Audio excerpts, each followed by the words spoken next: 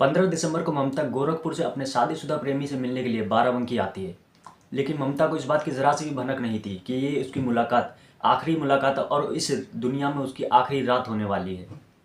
दूसरे दिन 16 दिसंबर को ममता का प्रेमी संदीप पुलिस को फ़ोन करके खबर देता है कि ममता की किसी ने हत्या कर दी है। मौके पर पुलिस पहुंचती है और सबको पोस्टमार्टम के लिए भेज देती है। और 2 दिन की जांच पड़ताल करने के बाद में पुलिस संदीप के साथ साथ संदीप के सारे परिवार वालों को गिरफ्तार कर लेती है। क्या है पूरा मामला, आज की इस वीडियो में जानने की कोशिश करेंगे। वीडियो के अंत तक जरूर जुड़े रहें। आदाब दोस्तों, मैं इशरत अली और आज की जो सच्ची कहानी मैं आपको सुनाने जा रहा हूँ वो है उत्तर प्रदेश के जिला बाराबंकी की।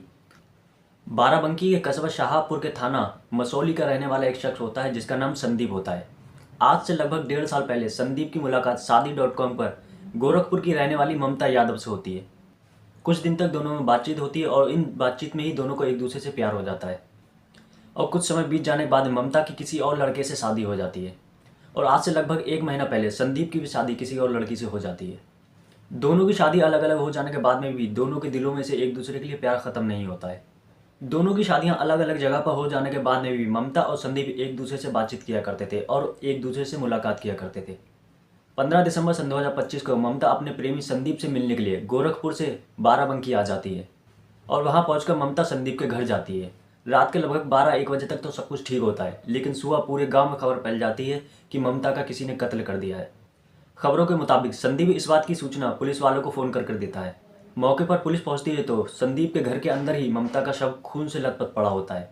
घर के अंदर पूरा फर्श खून से लथपथ होता है। ममता की गर्दन कटकी अलग पड़ी होती है और शव अलग पड़ा होता है। वहीं एक खून से लथपथ कुल्हाड़ी भी पड़ी होती है।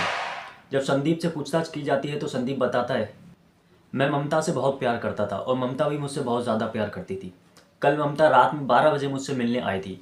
मेरे घर वालों ने ममता को घर के अंदर लाने से मना कर दिया था। उसके बाद में हम लोग का झगड़ा हुआ, लेकिन ज़बरदस्ती में ममता को अपने घर के अंदर लेकर आ गया।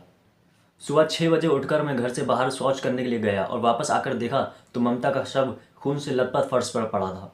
संदीप रोते हुए अपने माँ बाप पर आरोप लगाते हुए कहता है कि मेरी बहनों ने और मेरी माँ ने ममता को जान से मार दिया। जिसके बाद पुलिस ममता के शव को पोस्टमार्टम के लिए भेज देती है और इस केस की छानबीन में लग जाती है। 2 दिन तक छानबीन करने के बाद में पुलिस संदीप के परिवार वालों का पता लगाती है और उन्हें हिरासत में लेती है। हिरासत में लेने के बाद में जब उनसे पूछताछ की जाती है तो पता चलता है कि ममता के कत्ल में संदीप भी शामिल है। दरअसल आज से 1 महीना पहले संदीप की शादी किसी और लड़की से हो गई थी।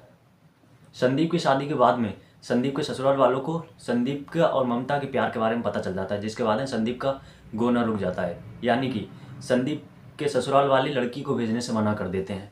जिसके बाद संदीप ममता से पीछे छुड़ाने के लिए सोच लेता है। और 15 दिसंबर को जब ममता संदीप से मिलने के लिए उसके घर आती है तो संदीप अपने परिवार वालों के साथ मिलकर ममता की हत्या कर देता है और पुलिस को गुमराह करने के लिए दूसरे दिन सुबह उठकर एक कहानी रचता है और पूरा इल्ज़ाम अपने परिवार वालों पर लगा देता है।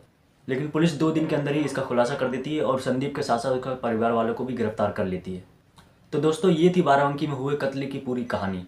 और ये पूरी कहानी जो मैंने आपको सुनाई है ये मीडिया रिपोर्ट्स के अनुसार है।